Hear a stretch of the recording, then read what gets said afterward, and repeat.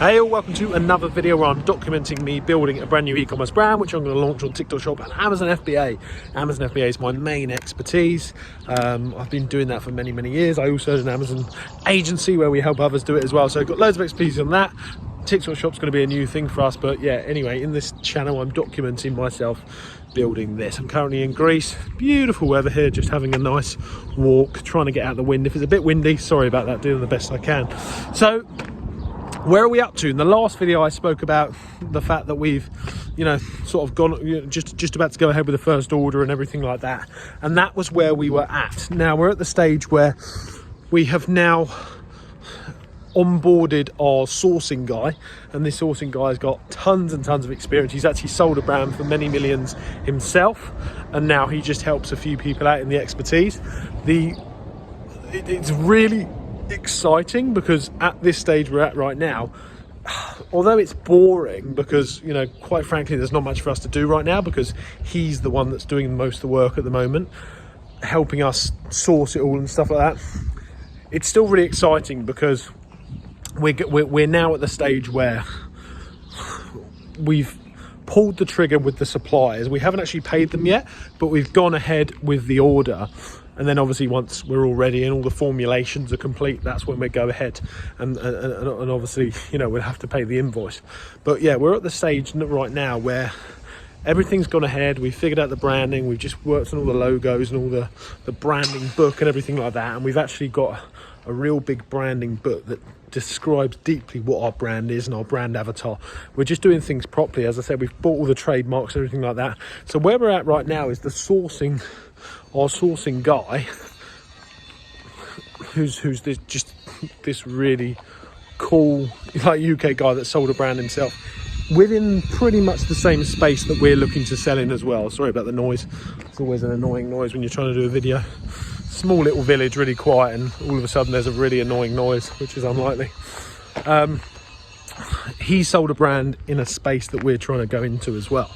So really knowledgeable guy, and we've just sort of opened up this treasure chest of a space, in his words, that most people don't know is an amazing space to be in, due to the legalities and all the documentation that you need to sell within that industry, within that niche. It's a really good niche to be in. So that's where we're at right now. He is currently figuring out all formulations, and when I say formulations, because we're doing a medical skincare product that is also a dangerous goods product, I can't wait to reveal it all to you so you all understand what I mean.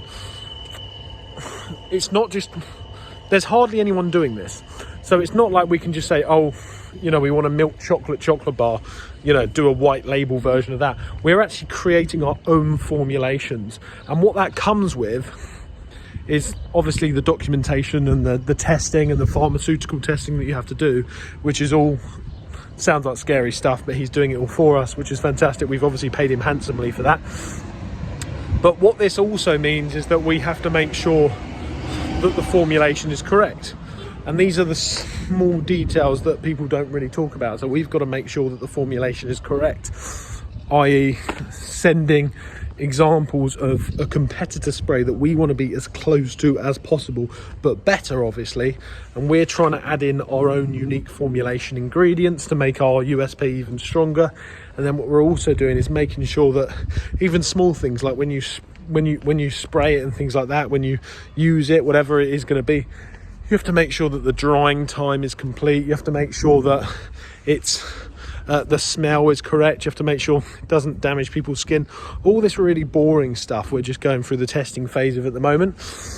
Once that's done, we'll be at a stage where we can get samples of our products with all our branding on, down to a T, and then it will be a case of doing the big order. That's where we're at the moment. It's just kind of waiting, and that's what I want to touch on here, right? This is where previously I've given up, right? So I have started a private label brand before. It was like a herbs and spices brand, but I didn't do it properly really. I couldn't get the cost of good to a stage where I needed it to be. But one of the main reasons I didn't do it properly, and when I've given up with brands that I thought about before, other than the brand that I sold obviously, I was very consistent with that, is truly because I felt like I didn't have the focus to do it. Now I've just got my agency where we build and manage people, and obviously I've got a big team on that as well now. Not that big, there's like 4 of us in the company, 5 of us, 6 of us in the business. Now I've got that, and now I haven't got the distraction of my other e-commerce company, which I've now sold. I've now got the mental capacity to give this the time that it needs. This is where most people fall down, because you're not going to get paid for months. I'm not going to get paid on this brand for, could be like 18 months. I won't be earning any money from this. And most people just can't put up with that. And I get that. I couldn't put up with it. You have to, even if it sells really well after 6 months, right? So let's look at this. It's been about 2.5 months since we decided to go ahead with it now. And we haven't even got samples. It's going to be another 2.5 months till we're in stock. So that's 5 or 6 months. Once we're in stock, if it goes as well as we hope it will, we've then got to reinvest into the next product until we get to about 3 or 4 products. So then we've got like this whole halo effect of all our best sellers, ideally. And we want a lot of sellers per SKU. We're not just trying to get 2 sales a day. We're trying to get serious sales on this. So let's pretend it all goes as well as it possibly can, and every single SKU that we release, and we hope will be very successful, and we'll sell 3, 4, 5,000 units a month between the different channels, and hopefully go into retail and stuff like that. Let's say that all happens. Even at that point, I still won't get paid for about another year after that, because you have to reinvest into new product development. You have to reinvest into more stock if it's selling more and more each month. And then you have to wait for your cash flow to build up before you can start extracting money out of the business. And this is what people don't talk about. But I understand that now. I've got the experience to understand that. So what I'm bringing that back to is like that belief, and why I've never done this before properly is because it's not an easy thing to do. You have to put up with the fact that you're not going to get paid for ages. If it works, could completely flop and it doesn't work, right? But if it works, even if it works, you've got to hang on the belief that it's going to work, hope that it's going to work, pray that it's going to work, believe it's going to work for 1.5 years before you figure out if you're going to get paid. And that's if it fails or succeeds. Even if it succeeds, you're still not going to get paid very soon when you're starting a new private label brand. And I'm convinced that's why most people don't do it. Or they start it, they launch one miserable product that isn't very good because they haven't done their research properly. They've rushed the process because they don't want to do this waiting phase, which I'm in at the moment, which everyone has to do. They've skipped the small details that are going to make them different and differentiating from the competition.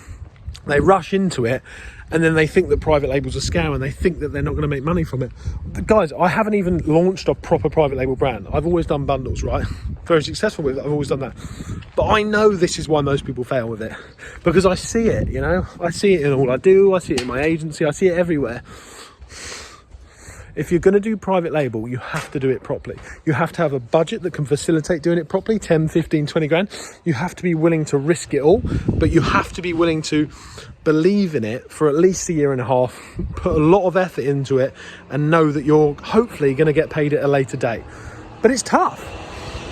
I understand why people don't do it, because it's tough. And it's much easier to do something like unique bundles or something like that, where you can test them for a couple of £100, get them launched in a couple of weeks, and just build up this compound effect. And that's what I did, and that's what I would recommend to start with.